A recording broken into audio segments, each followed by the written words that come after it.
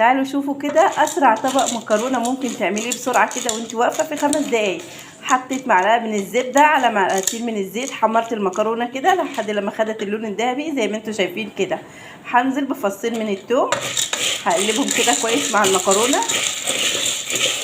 الثوم مع المكرونه المتحمره بيديها ريحه جميله قوي. هشوح الثوم كده مع المكرونه. طبعا هو الثوم متفرز هيفك معايا مع المكرونه. عندك ثوم فريش حطي، ثوم بودر حطي، الثوم بيديها طعم حلو.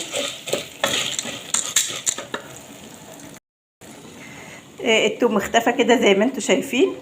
طبعا معايا هنا طماطم متقطعه على فلفل حامي وبارد. هنزل كده على المكرونه، ولا تسبيكه ولا اي حاجه، دي طبق مكرونه بسرعه للناس المستعجله. هنسيب الطماطم تتسابك كده مع المكرونه.